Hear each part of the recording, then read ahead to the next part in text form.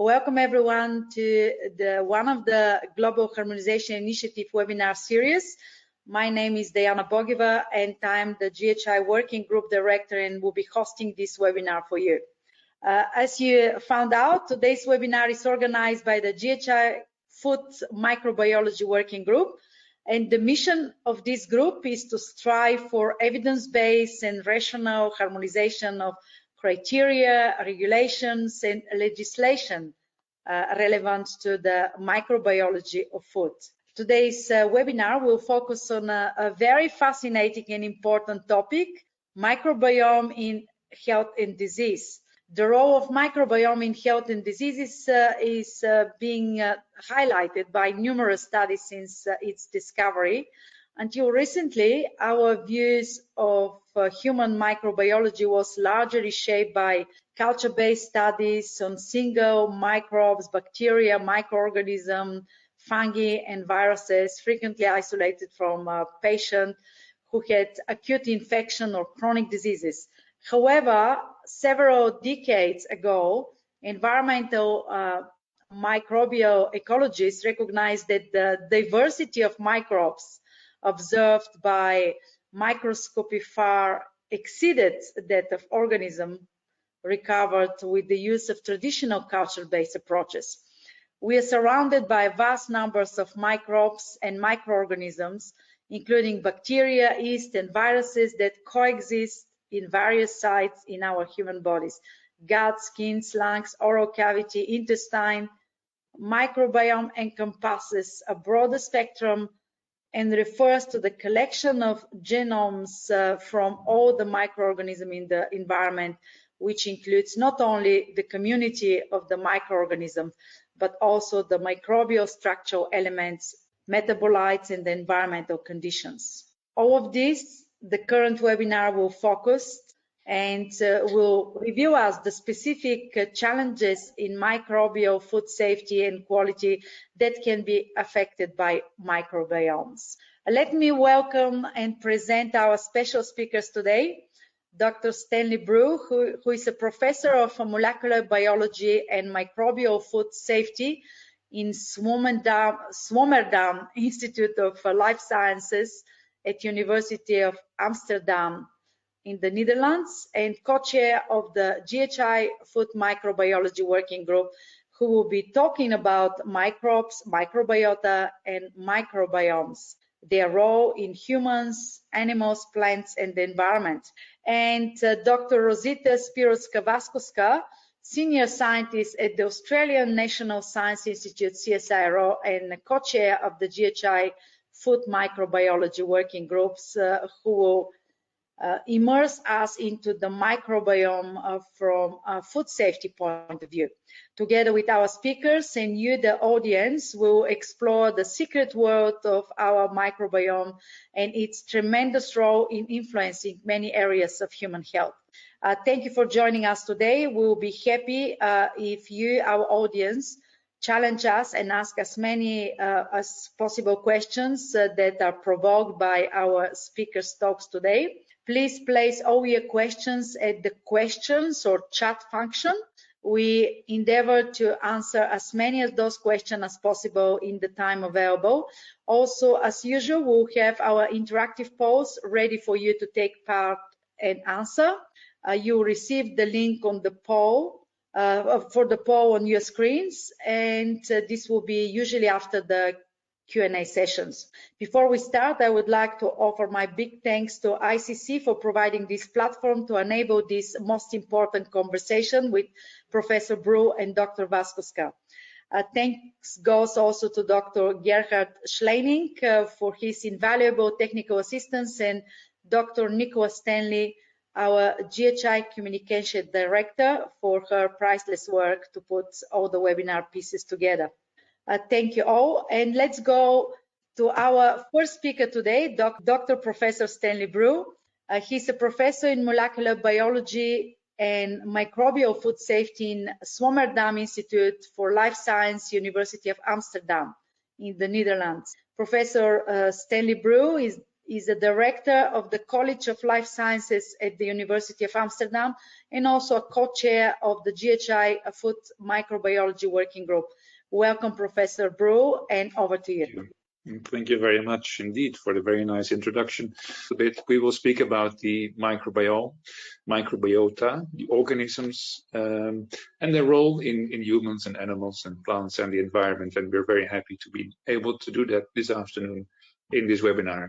And I will do that, but like it says here on the first slides, lots of collaborators that I have, and many of them are, in fact, in the University of Amsterdam, co-collaborators in our science faculty, or also, as you will notice, some of them have a white coat on, so some of them, and then a white coat of a hospital, so some of them in the hospital also, where they work on things like microbial mediated disorders and the prevention of that.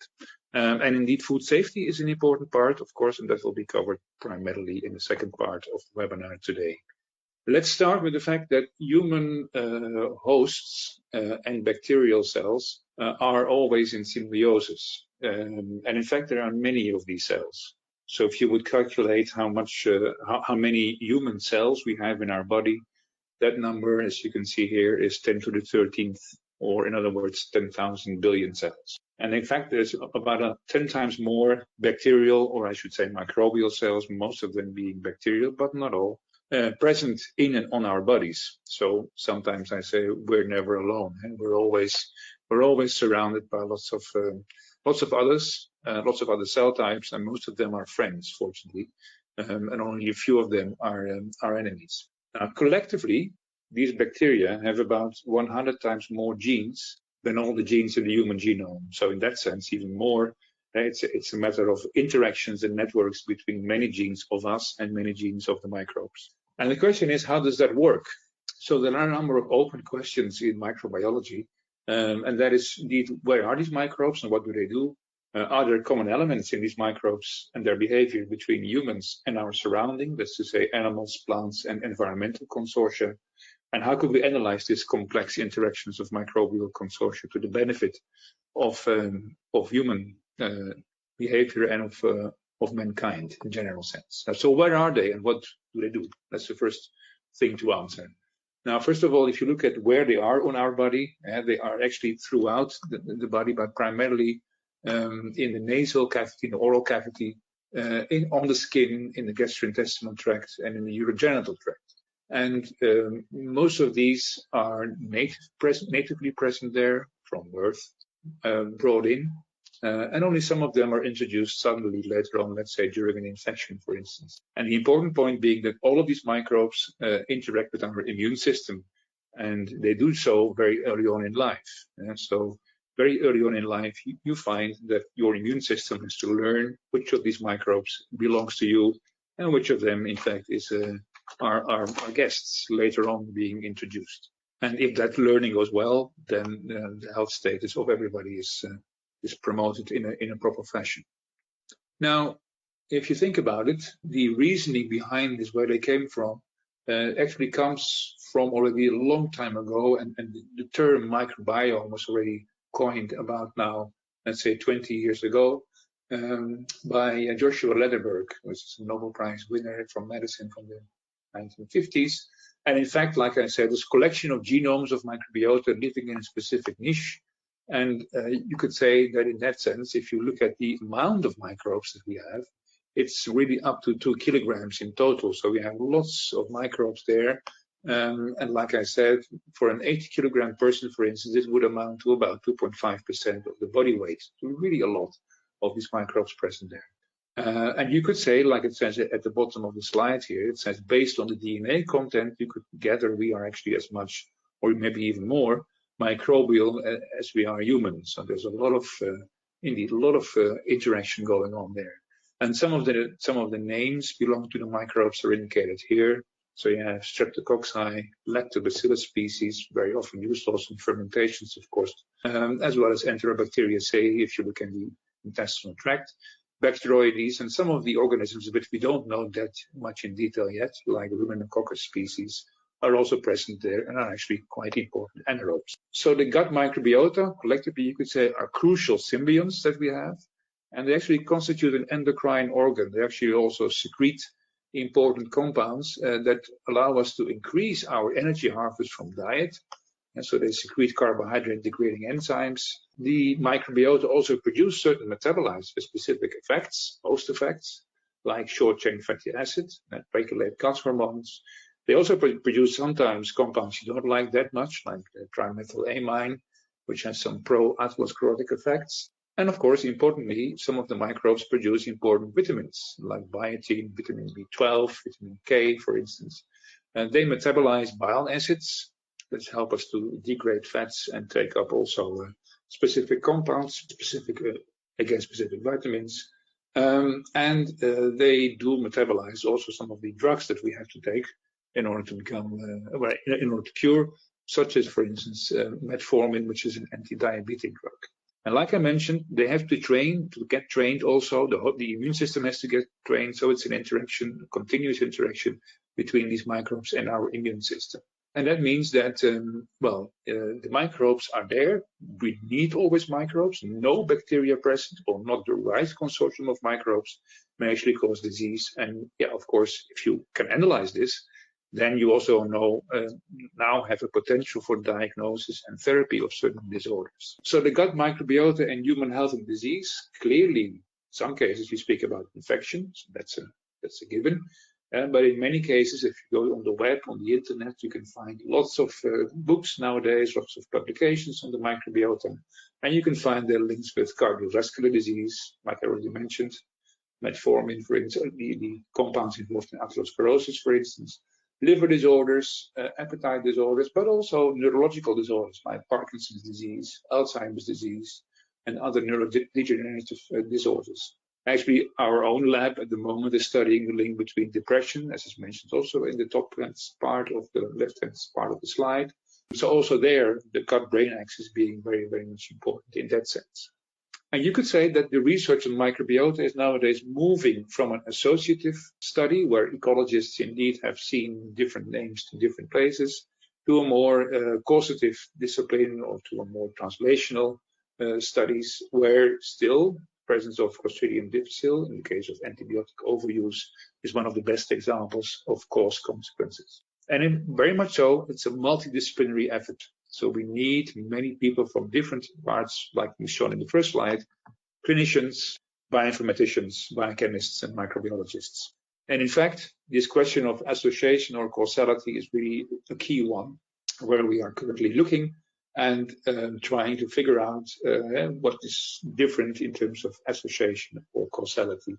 And very often for this purpose, in the first instance, people have used, and following in a way the postulates of Koch, people have used actually transplants of what you normally have as microbiota, and to provide these transplants to people who are ill. So this fecal transplantation, fecal method transplantation, is very often used as a tool to study the causality of the gut microbiota in the case of certain disorders that we have. And indeed, microbiota are the organisms, and microbiomes are the genes of the organism. And you can do this sort of analysis. You can study and see what happens if you do these fecal transplants. On the left-hand side of this slide, which you can see is different fecal method transplantations, in this case 5. And these 5 were, these people received these transplants. And this was looking at insulin insensitivity or insulin sensitivity in the case of diabetes type 2.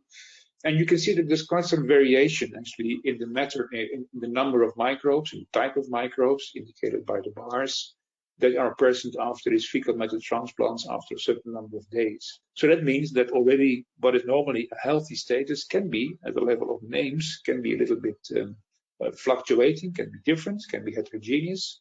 What you also can see maybe is that there is not one donor that does all. It's a little bit different for different donors. But what we do see on the right-hand side of the slide a bit is that if you look at responders or non-responders to this transplantation, then there is, in particular, if you have, let's say, a low diversity of microbes at baseline, so if you have a lot of different, or if you have low amounts of different types of microbes at baseline, you get non-responders, that these, you can see it a bit here. Here you have the responders, those that have low diversity at baseline, they respond later on to the fecal matter transplants afterwards. So that means that, in fact, this transplant helps to increase the diversity. And apparently, diversity of microbes is an important part that we here have to pursue in the gut. Now, this is, of course, important. This is done always in the small intestine, this sort of research. And in fact, it's good to know, of course, that there is a bit of a challenge because the small intestine is not always the place where the fecal matter is being seen. So there is still a lot of need for alternative approaches, but currently in clinic, this fecal matter transplants is the best that can be done. And actually, it's quite often applied for a number of these issues. It helps, if you have this, of course, to have a better understanding of the gut ecosystem and microbial class diversity. And in fact, if I speak about microbial class diversity, we usually speak about, like I said, the bacteria, and we usually speak about what they do in terms of their metabolites. But it's good to recall, and I mentioned at the beginning, that there's not only bacteria, but there's also archaea, very old bacteria. There's fungi, very importantly so also present. There's spores, bacterial and fungal spores, so inert microbes that may germinate, as you are well aware of course. In the case of pathogens, these spores can germinate and cause problems. And certainly there's also viruses, bacteriophages. There's a whole array of work being done in that area to understand the role of the bacteriophages and viruses. And if you now look at where we are currently, then we are at the place where we can say, well, causal relationships in the microbiome, cause-consequence, we can see in the case of C. difficile infection in the top-hand slide, part of the slide of the pyramid, whereas the disease modifier, or let's say a correlation that modifies the severity of the disorder, is for the moment very much so seen in the other disorders mentioned here, like multi-drug resistance, inflammatory bowel disease, insulin resistance, so this is the type 2 diabetes, autoimmune diseases, or the gut-brain axis, like I mentioned in the beginning, where you have issues like, depression, but certainly also the problems that are mentioned here, anorexia or autism. Now, how do you study this? How do we get to this sort of knowledge? More and more so, what you will see is that there's a need for longitudinal cohort studies to follow cohorts, people over time. And in Amsterdam, we can do this in a so-called Helios cohort, which is a cohort you can have a look at the web, where indeed many different people are followed from different backgrounds over a certain period, and then also analyzed in terms of their behavior of the microbiota and in terms of their health status. And this is being done, and I mentioned a couple of people here that are quite important, by a team at the Amsterdam University Medical Centers, in particular Max Nielsdorp, you can see on the bottom part of the slide, physicians, internal medicine, who actually has started this cohort study, and I would very much advise to have a look at the Helios cohort online to see what the role of all of these people is there. But like I said, it's an interdisciplinary effort, very often so, and it helps to analyze where microbes are and actually what they do. The next question was, are there common elements between human, animal, plants, and environmental microbial consortia? And in fact, there are, and you can see that here a little bit illustrated, some of the elements that you can find in the environment that you get in via the diet. In fact, you can find back, and these elements can be present in, in the animal part, but also in plants, so in crops, and in certain diets and dietary products that you get from the crops. So this is an important part also, where these elements will be brought in, will get from the environment, from the animal, into our gastrointestinal tract and influence the various parts, like I've discussed before, and indeed have a role to play there. So you can modify also, if you like, the microbiota present in your body by modifying the things you eat. And of course, also these are influenced by the environment, and certainly sometimes by the presence of certain antibiotics in those environments.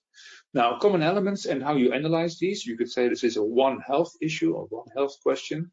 There's a lot on the web. I'm not going to go in all the details here. There's no time for that. But you can go on the website called the Holo Microbiome, which is a relatively recent initiative from a lot of universities around the Netherlands, including Wageningen University, Groningen University, our universities, medical centers, also companies. And in that microbiome initiative, this Holo Microbiome initiative, you should be able to see on the website how the microbes, we think, the networks in the various domains interact. So plant, animal, human domains. It's a partnership that's being developed, and like I mentioned, between industry, between policymakers, and between knowledge and innovation centers And we try to get through this knowledge and innovation analysis of how these different networks interact.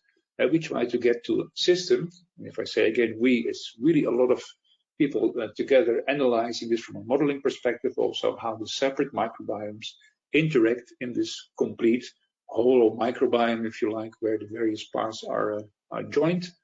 And well, in this case, you have 4 examples here, for instance, where you can see that you have the human domain, the animal domain, where farming strategies are very important to come to good reduction of antibiotic use, for instance, and the plant domain, where clearly also there the yield is very important of certain crops. One of the issues that we try to get to here is to build a new super cohort, you could say, a really big cohort with information on nutrition, on food intake of the related microbiomes, and then use that for causal modeling and transfer of microbiome data, and to get to these causal models for intervention subsequently in these systems. And one example already there, for instance, is I think it's a European project where this is called Pig Paradigm. It's an international research team to try to combat indeed the antibiotic resistance in pigs and other farm animals by using this network analysis and by using the causal inference from that to get to indeed intervention in these systems to reduce antibiotic use in the farms. Now, how do you analyze this? How do you get to this causal intervention? How do you analyze microbial consortia? What you can do is you can analyze this with DNA sequencing, and this is being done, sample processing and DNA sequencing, data analysis from that. From that, you can get names of certain organisms present. For instance, here we have in Amsterdam, which is called the Microbiota Center Amsterdam, which is an expertise center, which has different equipment in-house. Like, for instance, here you can see on the bottom side, anaerobic chambers. The anaerobic chamber allows you to also do cultivation of the organisms. You have, of course, data analysis, DNA sequencing, data analysis of the sequences, and of the barcodes that the sequences provide you with, which usually is the 16S ribosomal RNA, that provides you with certain information on, which type of microorganism am I dealing with here. Of course, sample processing and sample pre-treatment is very crucial. And on the right-hand side, the top part of the slide, you see sample processing being done, and the institute, in this case, at the medical center, where samples are taken from different donors and are being processed in detail. And again, much in the same way, similar people are involved, again, physicians, to get to this information, but also researchers like Hilde Herrema, crucial in interpreting these 16S ribosomal RNA sequences to get to the names of the microbes, which microbes are we dealing with. And then the physiology of the microbes, I already mentioned clinical trials, can be studied there, but certainly very often, early on, you would like to do animal experiments. And the animal models we have here, in this case, and many other centers also, are usually germ-free mice, but certainly also more and more of a gut-on-a-chip system where you can analyze on a small scale what the microbes do and do that in the lab. And in this case, we call these things so-called physiomimetic systems. So these systems mimic the intestinal tract.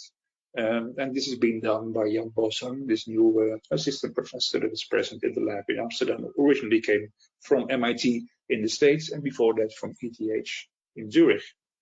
Of course, separately, you can also study the microbial behavior themselves in fermenter systems without the host being present, and that's also being done in different settings, different institutes. Now, one thing on these physiomimetic systems is that you can have a look and see what happens indeed in a very thin layer. And what you see here on the lower hand part of the slide is the epithelial layer of the gut. You can make organoids from this. And organoids actually mean that the epithelial layer also contains, for instance, like you can see in the blue part of the slide, some immune cells, for instance, like goblet cells, where you also see some of the macrophages involved. And on the top part of the slide, what you see here is a layer where there's no staining. This is DNA staining for the host cells. Also here there's no staining, which is then coinciding with the mucus layer, the mucin layer. And on top of that, you have a layer of bacteria growing, which is the blue part of the slide. And this you can have a look also in the internet, and you can have a look also in publications by Jan Bossang, who has published the system, and the system is called the GUMI system, now last year, in one of the cell clone journals. And the wish list in all of these cases is you would like to have a controlled anaerobic environment. You would like to have the microbes well, you start with one species. You would like to have consortia there growing, of course, in the end, because of course you would like to make it more complex, to be more realistic. And then finally, on the, let's say, on the basolateral side of what you can have here mimicked, you have here a blood flow system, which you can also sample and see what comes through. So what is then being taken up from these things that are present in the lumen? What is now being transferred? Which compounds, which molecules, and also which microbes end up in the basolateral side. So this is how it looks like. You have an anaerobic medium chamber here, where you can have medium flowing in on the apical side, and this medium can be seeded with certain bacteria that you try to put in. An oxygen gradient, because the bacterial environment usually is nearly anoxic. And then the other part, like I said, the basolateral side, which is the side where you can sample whatever is being taken up in the bloodstream. The reference, by the way, to the paper by Jan Bosheim is here, bottom part of the slide, which is the one that I mentioned before, where the whole principle is being described. Now, this GUMI system is being used now to try and analyze indeed what happens. You can see here what the workflow would be. There should be, of course, the possibility of taking either a cell line or organoids from patient material, creating monolayers, creating incubations with the reference bacteria, and then analyzing using RNA sequencing or qPCR which microbes are present, what the microbes express, this is the RNA sequencing option, also which type of metabolism is being seen, being predicted, and analyze these metabolites. And very interesting, by the way, just recently, I would say probably this week, even there has been a publication on the metabolome that you can analyze in the bloodstream of humans as a function of the microbes present in the gut. And this has been published not by us, but by another group, has been published in one of the peer-reviewed journals. So an example of how it can work, you have here bacterial growth of an organism, 3 organisms, Faecalibacterium prausnitzii, Bacterium rectale, and Bacteroides tetraiotomicron. And yeah, all of these bacteria increase over time, basically, that's what it says here. All of them get more colony-forming units on the y-axis if you wait for 24 hours. So in this system, we can actually grow very oxygen-sensitive bacteria, which are all of these present, and yeah, analyze and interrogate what they do in this system. And one of the things we analyze and interrogate then there is, for instance, the production of short-chain fatty acids like butyrate. And the question then is, what does this butyrate do? And you can see here a very complex signal transduction route, but this can be analyzed, and this is in the cells now what's happening. And it has to do something with the inflammatory status in this case, or its suppression by these compounds. So butyrate is a compound that normally would provide anti-inflammatory signaling. So this can all be done. You can analyze the bacteria, you can analyze what they do, and you can interrogate also the metabolism in this in vitro system, which allows you to do this without that you have any, let's say, animal experiments that you have to do there. So I would say a GUMI system helps to analyze this. By the way, you can also show that it maintains its barrier function.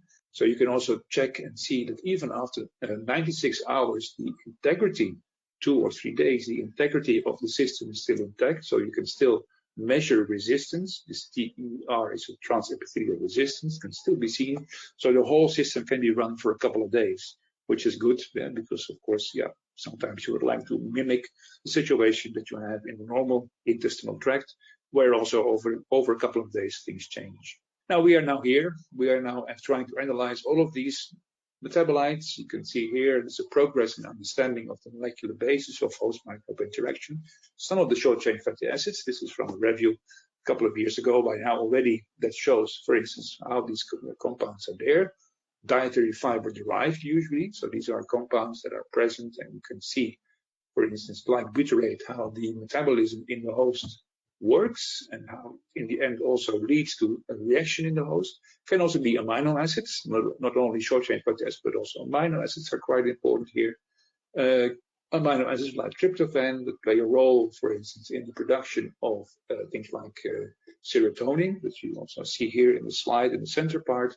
And yeah, all of these questions of how the host, the gut-brain axis really works is indeed illustrated by how certain amino acids have a role to play in the synthesis of serotonin and also in the role to play in the functioning of the immune system.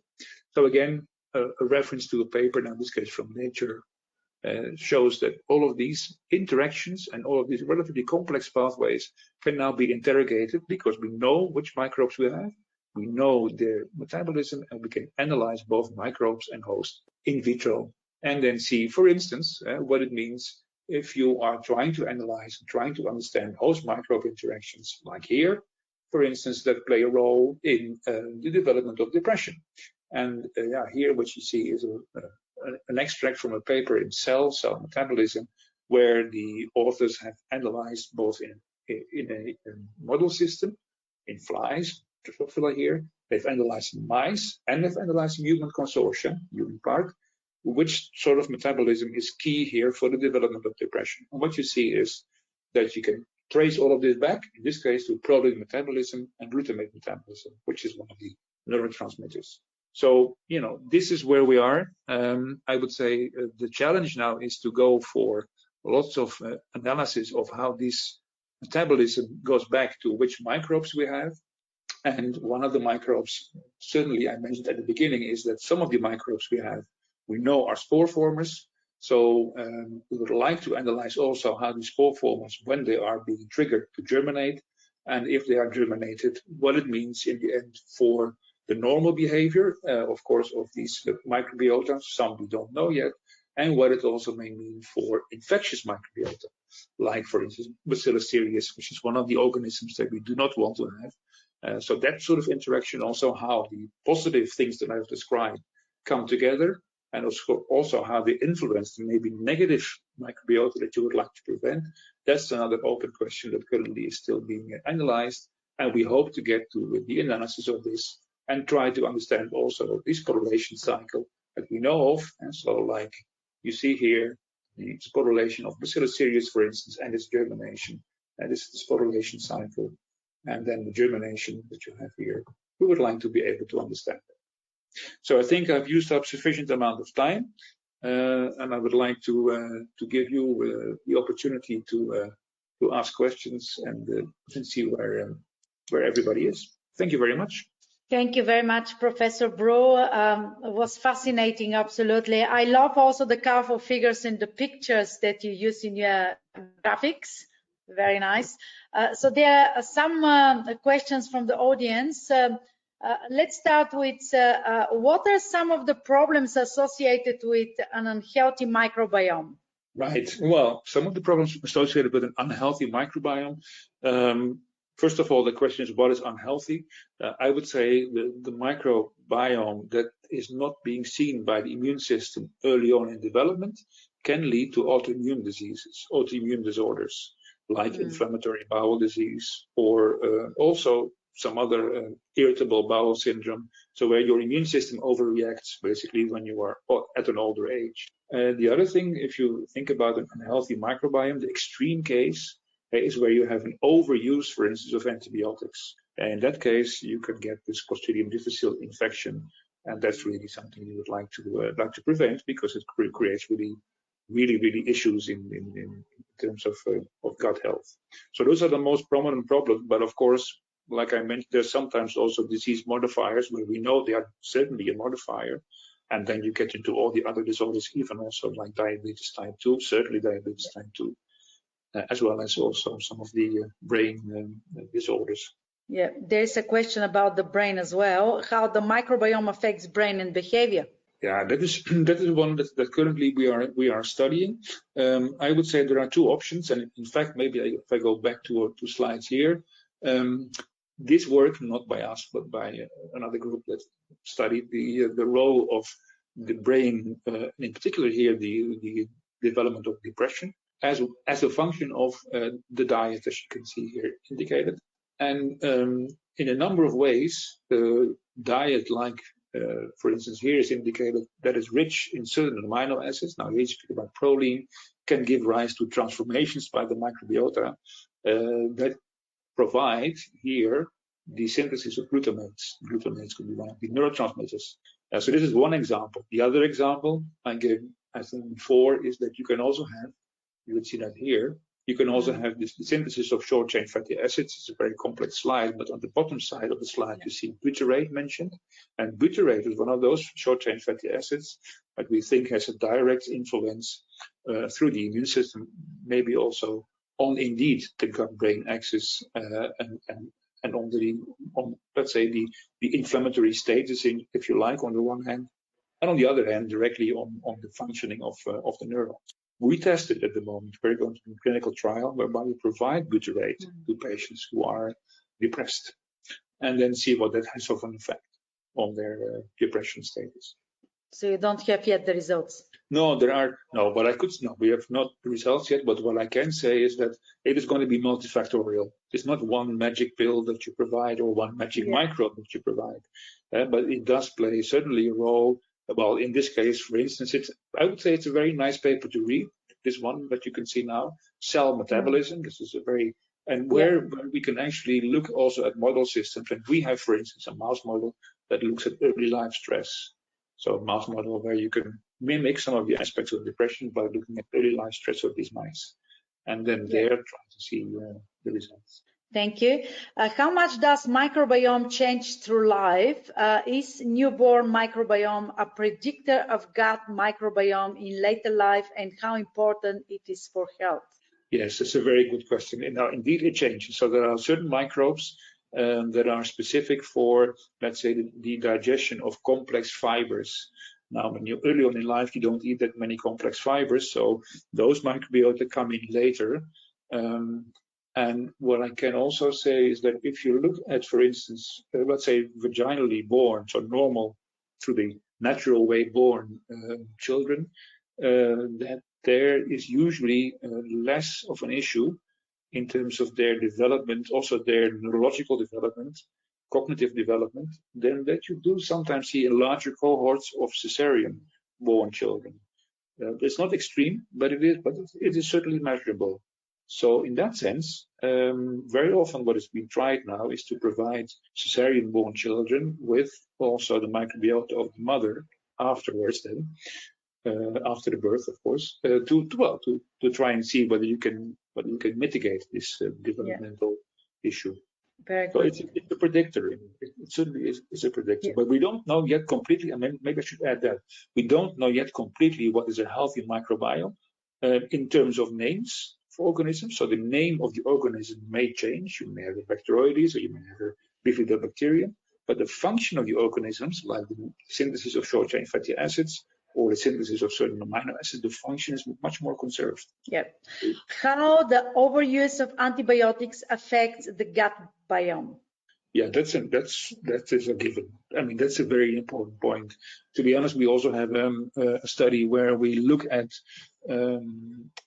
preterm infants, so infants born, before the normal term, and there the issue is quite significant because they always get, in the Netherlands also, standard more or less antibiotics to try to prevent infection, which is of course a prime issue.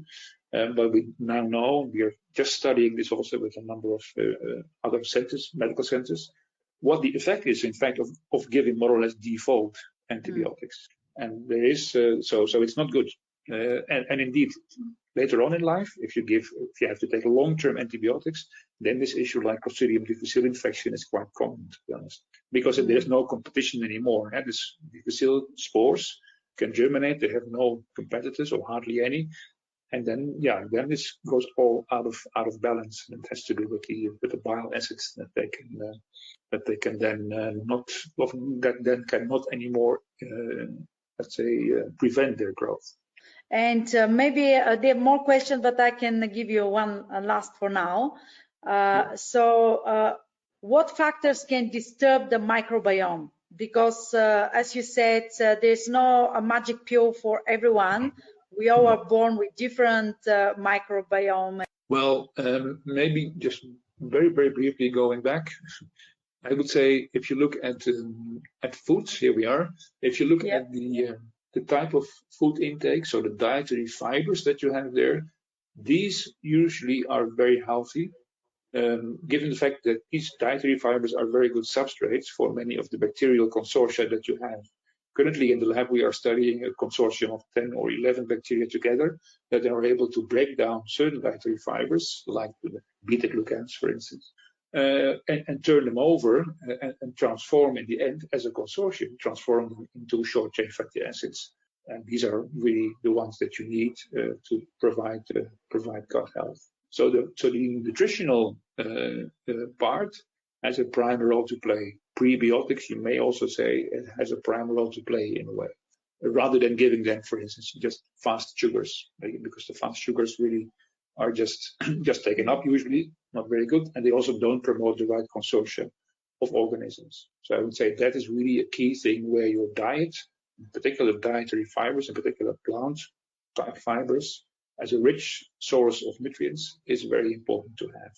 And are there any food that we don't need to concentrate like our consumption on?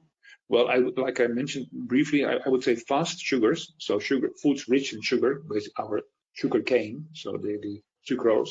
I would certainly advise against that, for all sorts of reasons, but also for reasons of giving rise, in that case, to easy overgrowth of a lot of fast-growing microbes. That really is not very healthy for the microbiota. Okay, thank you very much for now, Professor Stanley Brew. We have now a special poll question, and I can ask Gerhard to show it on our screen. So the question is, who benefits the most of the microbes, human microbiome relationship? So we have the answers there, and you have 1 minute to vote. And thank you very much for your answers. So we have to display the results. 47%, you can see, said 50-50 microbiome, microbes and humans. Professor Brew, do you think that this is the right answer? I think we're quite close to, yeah, that's correct. So it's a 50-50 thing, indeed. It's a mutual benefit. That's very good, actually. That's really very good. So we have a very knowledgeable audience. Well done. Very well done. Thank you very much. Thank you very much for this to our audience and Professor Brew. So let's go to our next speaker today, Dr. Rosita Spirovska-Vaskoska.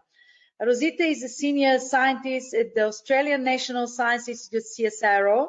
She holds a PhD degree from the University of Melbourne and a Masters of Science degree from Wageningen University in the Netherlands in the area of food science.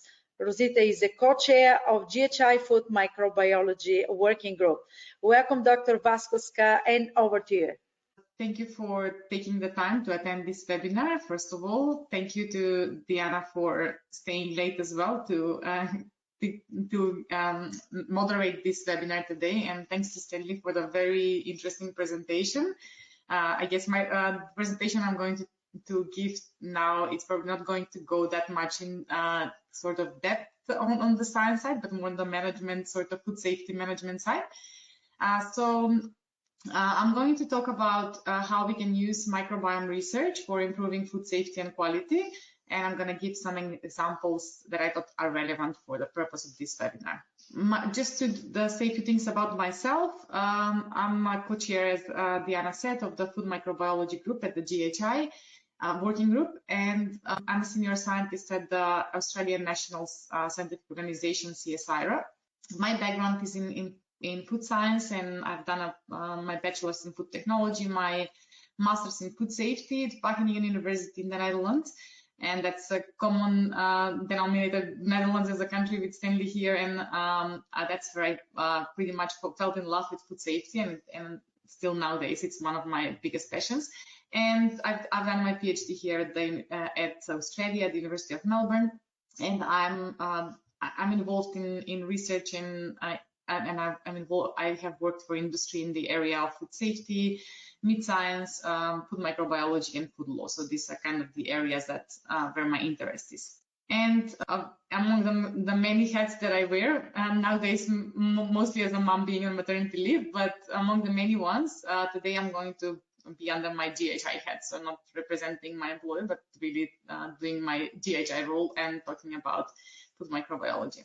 So, and this links very nicely, I think, with Stanley's presentation before, because I think it's fascinating the work that they're doing at the University of Amsterdam, looking at the microbiome as from a holistic approach. And that's pretty much the same line of thinking how I organized the presentation today, but in the context of food safety. So we are interested in, so when we talk about food safety, it's not only what's in the food, so it's not only the microbiome that we find on the food, but it's also where that comes from. So food comes either from plants or animals mostly, so it's those microbiomes that are coming into the food. And then also all that environment that is affecting the food, so coming through processing to the food itself and retail, etc. And then finally, all that finishes at the human, and that again linking to Stanley's presentation, so in the human gut, which is an aspect that I'm not going to talk much about today. And also, obviously, water is another one, which is another aspect, which I'm not going to cover today, but it's also something that directly or indirectly affects food through the processing as a raw ingredient in the food. So in many ways, also water can be important in this microbiome research. So today I'm going to give a little bit of a snapshot of some microbiome research that I thought is interesting in the context of food safety management.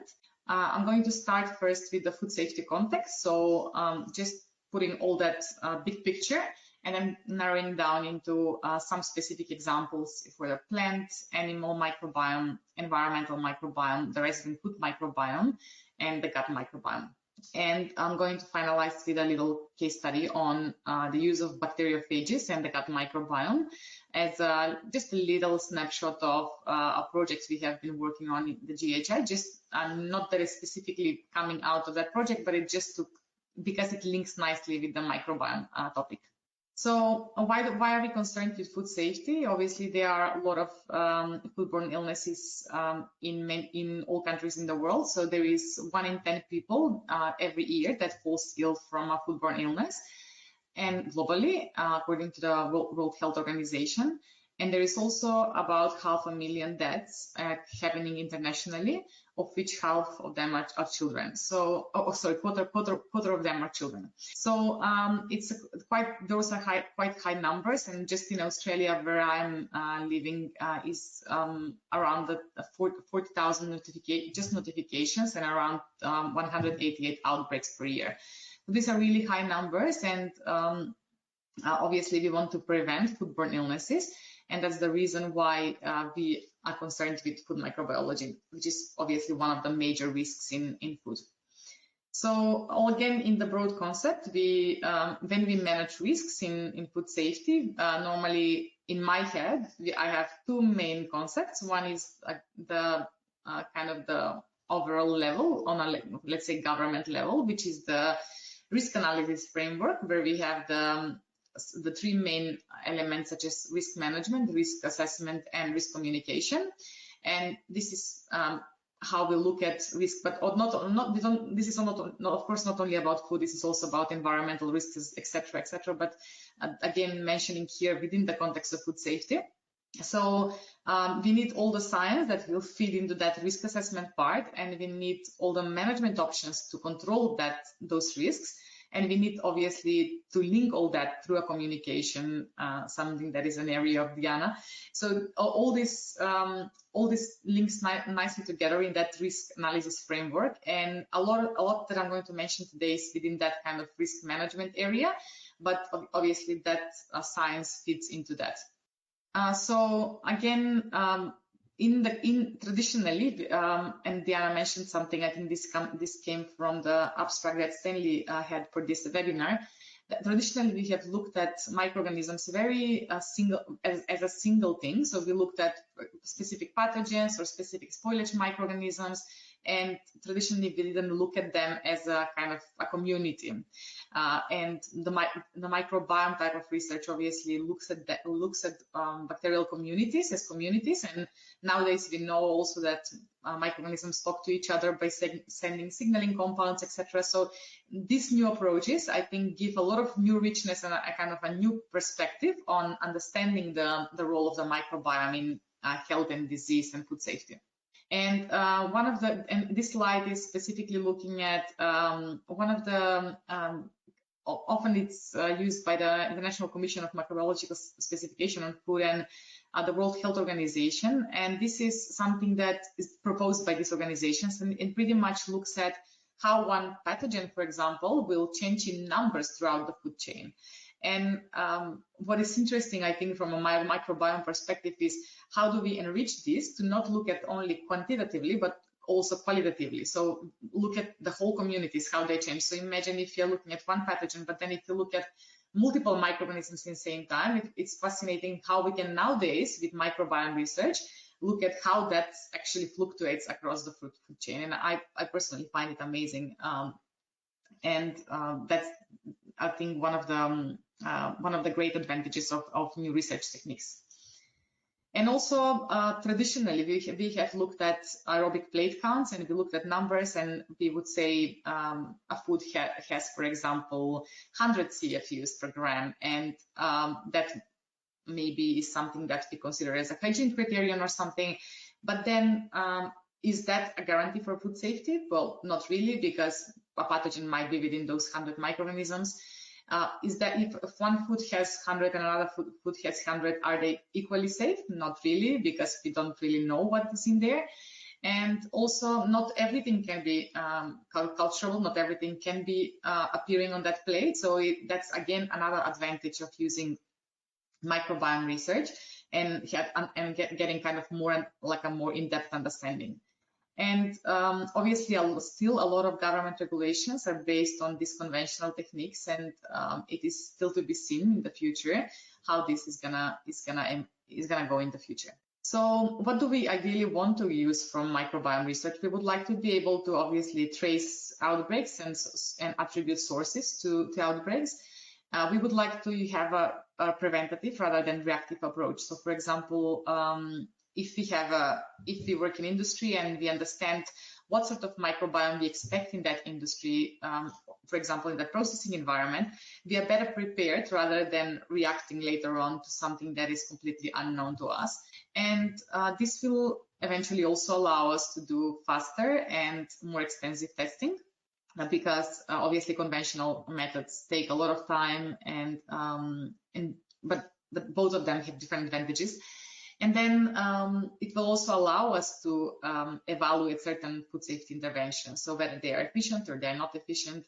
And also, not only safety, but also quality. I think spoilage is something that their microbiome research even contributes even more, because when we look at spoilage, often we look at isolated pathogens, but in spoilage, it's a more complex phenomenon where more microorganisms can contribute to it. And also authenticity research, which is not a topic of today's presentation, but also microbiome research can be very useful for identifying the authenticity of certain foods, especially fermented foods, wines, etc. So if you look at articles in the media, we can see that there is a lot of talks about sequencing, a lot of talks about new methods and microbiome research, etc.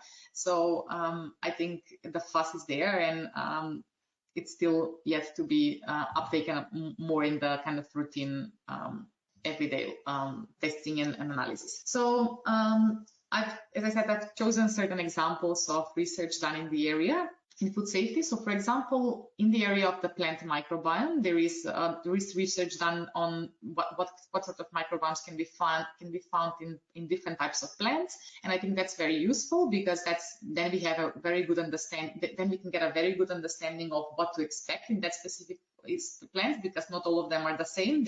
All of them are very different to each other, and also. There is there is some research also on understanding what sort of factors will shape that microbiome. So, for example, fertilizers will affect that microbiome. Management practices such as crop rotation, environmental factors such as rainfall can also be very important for food safety. And also, this plant microbiome is also affected a lot by processing. So, for example, organic way of producing plants and non-organic conventional way of producing plants can be very different also in the type of microorganisms that we can expect to be there. And also, looking at the plant microbiome allows us to evaluate control interventions. So, for example, if there are studies done on different types of, for example, washing techniques or boxing, for example, for apples. And for example, this specific study looked at evaluating these techniques and found that the largest shift of microbiome occurred during the cold storage. So this allows controlling doing these control interventions and controlling the presence of microorganisms, and contributes to extending shelf life. Another type of research, for example, has looked at how to target these measures. And for example, in tomatoes, it was identified that Salmonella is quite a common issue for outbreaks, and it was identified that it's linked to the way how they are irrigated. So a study looked at the microbiome and looked at where those control interventions can achieve the highest effect, and it was noticed that the highest effect was achieved, for example, in the soil that was not in the very proximity of the plant, but more on the outside. So it allows more to direct those interventions in the right place.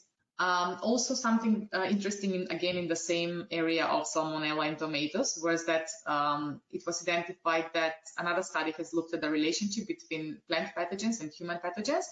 And for example, it was noticed that Salmonella often it's present in the plant in the same time with certain plant pathogens, for example, Xanthomonas. So this can be an indication that you don't know which one was there first, or which one was the chicken or the egg, the situation, but that, for example, in certain circumstances, if the plant has certain plant pathogen, we might also expect a human pathogen.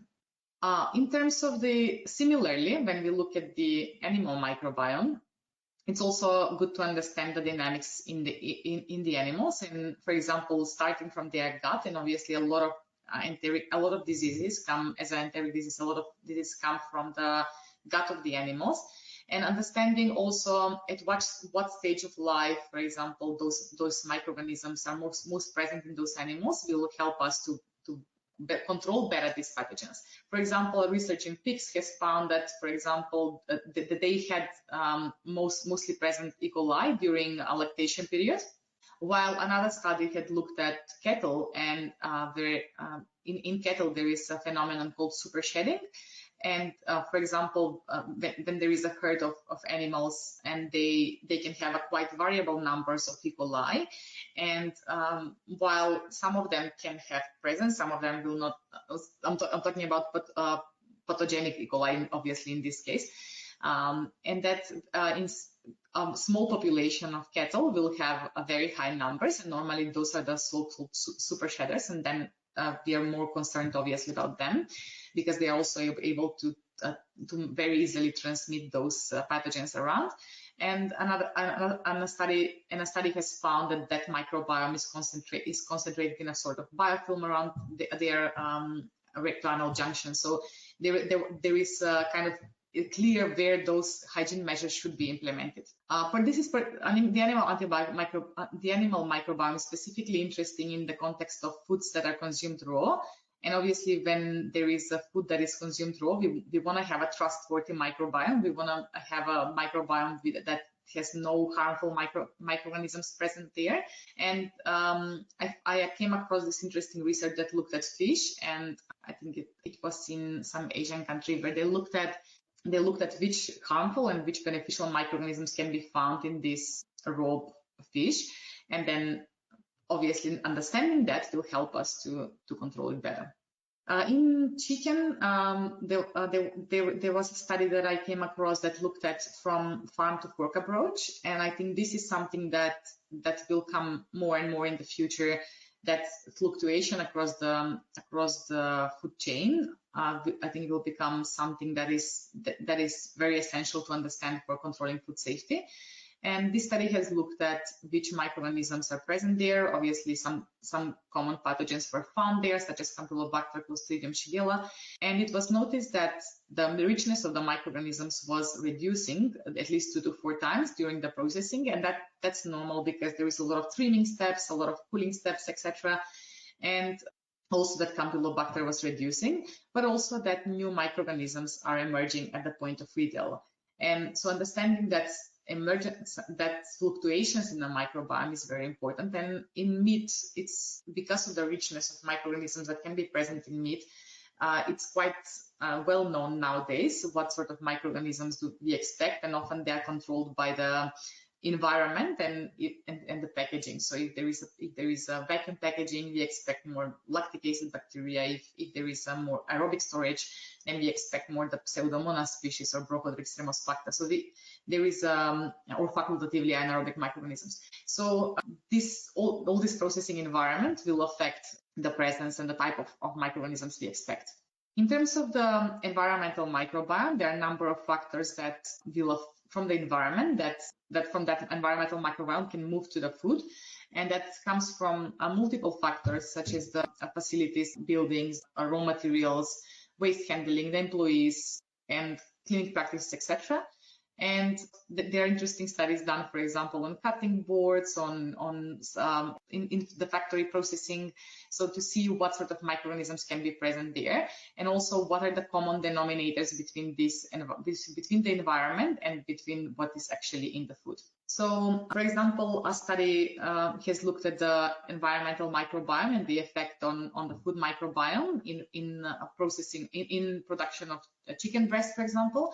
And they looked at 3 major production states and 4 processing establishments in the US. And they noticed that the microbiome within one processing environment was quite consistent over a period of 7 months in this study.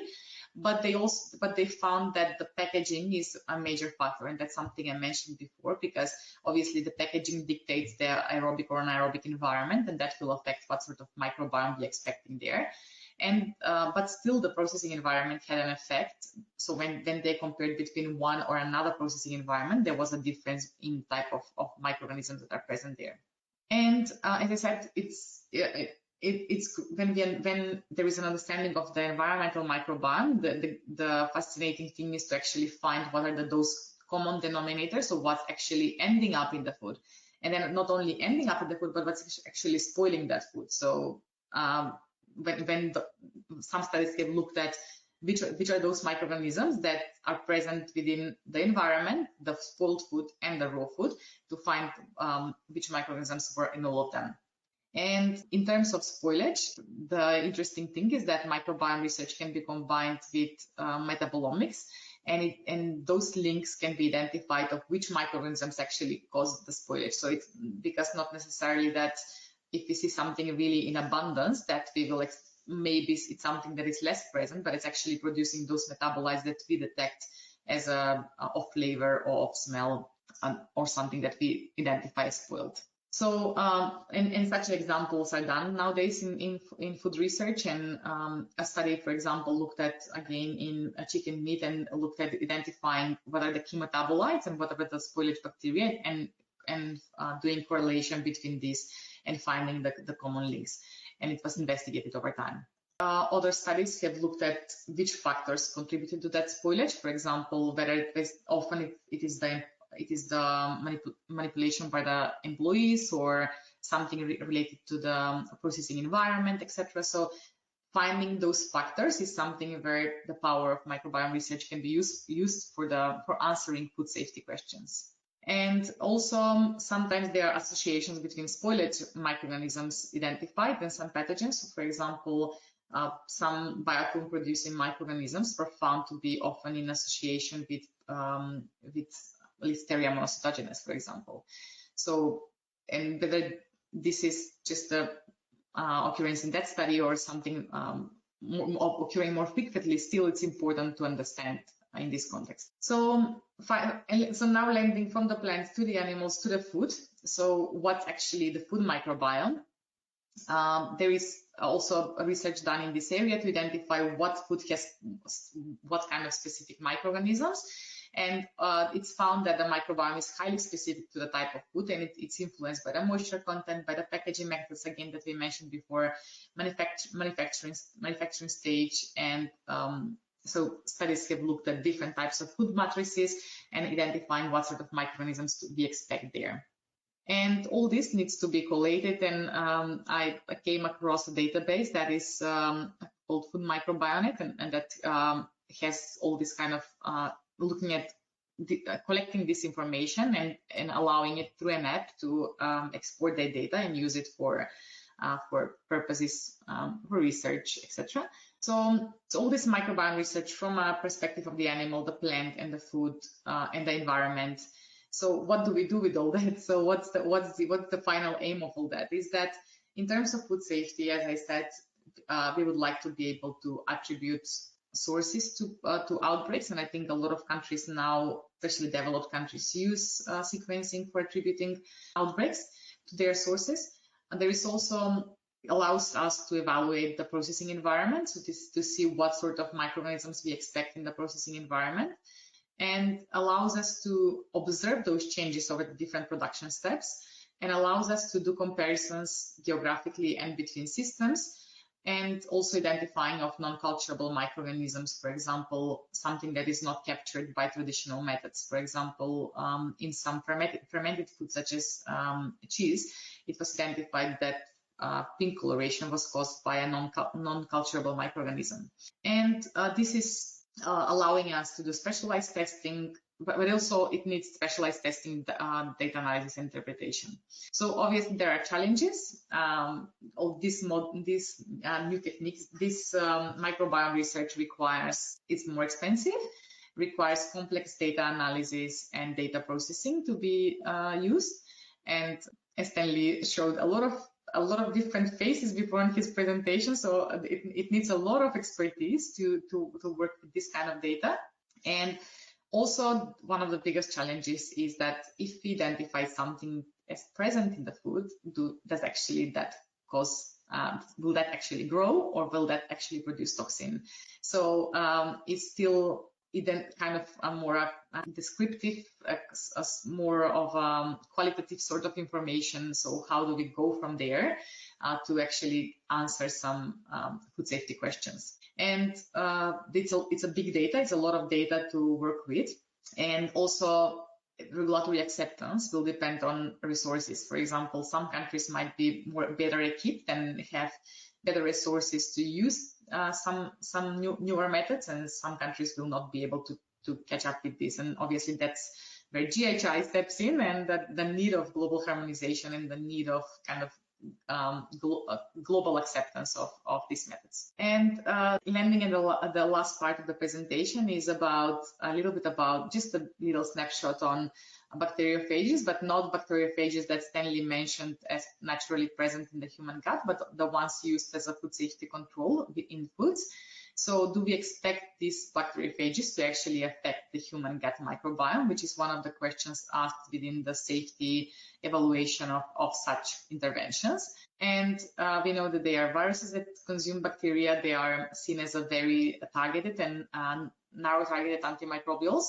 And they are very advantageous to antibiotics because obviously they don't cause all that gut issues that Stanley mentioned before. They are subject to regulatory approvals, and several countries have now approved bacteriophages for food safety purposes.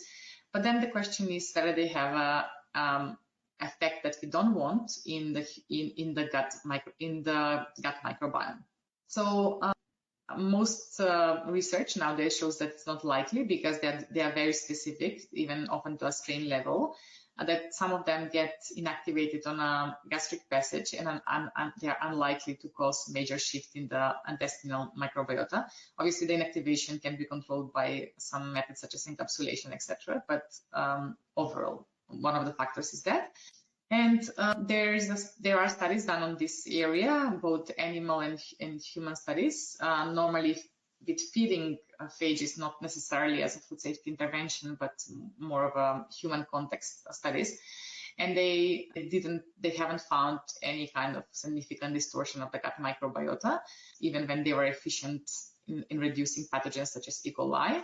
And as an example of a human study here, a study that was done for 28 days looking at the effect of gut microbiota, it was noticed that actually reduced the fecal E. coli load, but there was no other unexpected changes. except of some minor changes. And there was one interesting study that looked at as a kind of a hypothesis of the different scenarios. So one scenario where there is the normal bacteriophages present in the gut and normal bacteria as A, and then as a B, we have the bacteriophages attacking the targets that they are meant to target, and then C, where they are attacking some other unexpected dysbiosis kind of situations, and then also another scenario where they would adapt to attack other microorganisms such as commensal bacteria. But overall, this seems to be not a main concern in terms of using bacteriophages. So to conclude, microbiome research and testing is highly beneficial in improving food safety and quality, has versatile applications. Its uptake depends on a number of factors. And in terms of phages, it's something that shouldn't be affecting largely the gut microbiome. Thank you, and questions are welcome. Thanks a lot, Rosita. Lovely bacteria figures, going very nice. And your pictures were very nice as well, like Bruce. So there are a few questions, and also there's some questions outstanding for Stanley. So I will be quick with your question, and after that you have some question common for both of you.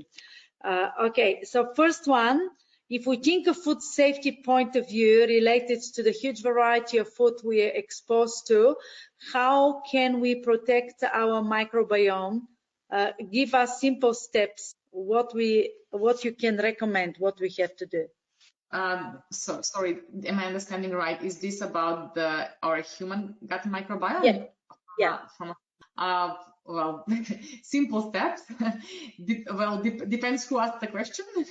If it's asking as a person or as a sort of the industry or as a government. So if you're talking about ourselves, as a person, I suppose. Personally, the simple steps are hygiene. So obviously, everyday hygiene, preventing cross-contamination on an everyday basis, hand washing, treating the food properly, heating it to the right temperatures. So all those very, very basic food safety. And at the end of the day, really, it comes back to those basics. We often have these discussions, and it's just at the end of the day, really, it's all about those basic hygiene, heating to the right level, cooling food at the right temperatures, washing hands, and preventing cross-contamination. Like all those kind of basic 4 or 5 things that we need to do every day is protecting. We have to follow and practice. Yeah. Yes. Because you mentioned industry, how are the food industry and regulators using microbiome analysis for solving food safety problems? Yes, as far as I understand, is sequencing and microbiome testing is used by certain countries. By developed countries is definitely used, because obviously it allows better understanding of which was the actual pathogen that caused an outbreak, because it can be matched between the person that was ill, and it can be matched to the food more precisely rather than what it was in the past, because it can be matched very easily. So I think it allows more advanced ways of tracing outbreaks and linking them to the source. Yeah, the only thing maybe I could add is that you try actually at the Dutch Food Safety Authority, but also the European Food Safety Authority, EFSA, that they are busy trying to incorporate the data into their models to make models of microbial behavior in the environment. And then you will see that pathogenic behavior, of course, is also dependent on the environment. So to incorporate knowledge about the microbiome in the animals, the example I mentioned in pigs, of antibiotic resistance, for instance, that's something that's being developed at the moment at various places. Okay, thanks. There are more questions, but we'll go quickly to the poll, and I will ask you we have 3 more questions after that. So could you please, Gerhard, could you please help with displaying the next poll? How long will it take for industry and government to use food microbiome research and testing on a routine basis? So you can start answering now. You have 1 minute. Thank you very much for your answers. So we have 35% said 5 years. Rosita, do you think that this is the right answer? Could you guide our audience? So they're saying 35% 5 years, and after that the answers equally between 10 and 15 years of 21%, 16% 20 years, and 11% it will never be used routinely. I think all the answers are correct because I think it will really depend on the specific country, in the specific circumstances. I think it really depends from country to country. It will differ, I think. Yeah. Okay. Thank you very much for answering this question of our audience. So the last few questions for both of you. You just decide who wants to answer. What are some of the ways to improve our microbiome? May the injection of probiotics like kefir or other improve our microbiome? Well, I think I answered at the beginning also a little bit along this following lines. I think the provision of the right substrates, so the right fibers, for instance, to a healthy diet, I think that will be the most important part to stimulate the healthy microbiota in growing. Introducing a really new organism into an already existing microbiota consortium is quite difficult because of the fact that they already are quite full, so to say. So I think drinking certain fermented beverages or eating certain fermented foods, if they are the right fermentations, of course, it usually is no problem. It's actually very tasty and very good.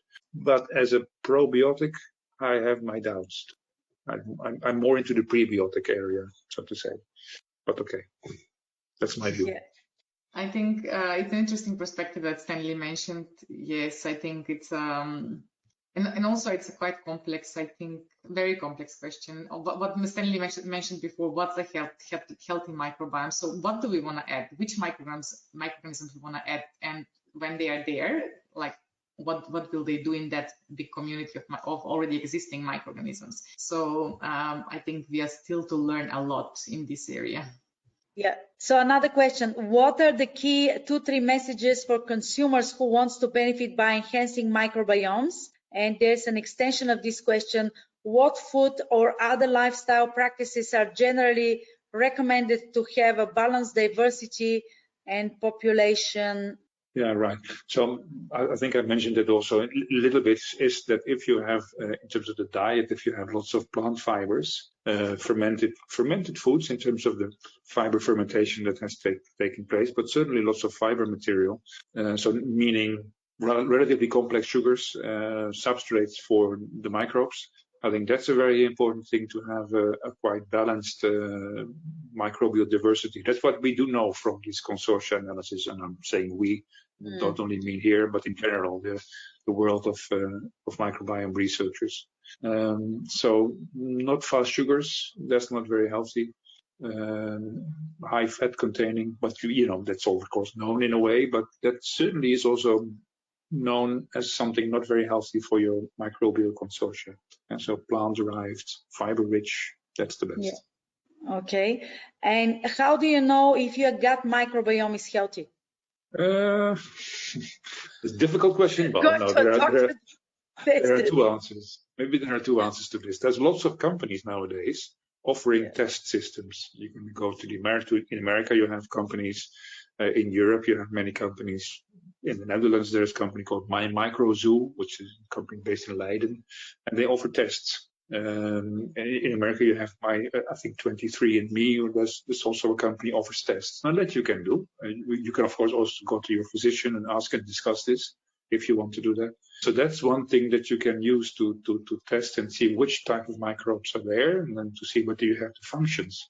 Because it's not the names, but more the functions of the microbes. That is important. So short-chain fatty acid metabolism, for instance, serotonin metabolism, those informations you can get from this. Yeah, people are fascinated about kefir again. In terms of food safety, can homemade kefir be a public health risk? This is probably to Rosita. Yeah, absolutely. I think Stanley already mentioned, if the fermentation goes properly, Exactly. I think that answers the question. Yeah, okay. And the last one we have, the microbiome is the intersection of infection where host, food, and pathogen intersect. If we consider what you both said before, a microbiome is made just of bacteria residing in the gut or something else, and can we change it somehow? Yeah, that's a very good question. So indeed, so I mentioned, I spoke about bacteria primarily, but there's much more than that. There's fungi, and I think Rosita also mentioned a lot of the work on viruses, on bacteriophages to use in order to prevent unwanted microbes or the ones present in the gut. So yeah, so the engineering of the microbiome in the gut. Also in the oral cavity, by the way, that's recent. Of course, it's not so strange. The oral cavity and the gut are in connection. And yeah, to try to engineer and have an intervention strategy that's for the future, something we hope to try to be able to do using insights in for instance, getting from phage analysis and which phages might you use in order to come to a certain engineering of microbes. But that's really research still. That's not yet being used in practice, although going and having a look for naturally fermented foods and naturally fermentation processes certainly also already helps to get to the right phages. Yeah. Rosita, would you like to add something to this? No, I think that was a complete answer.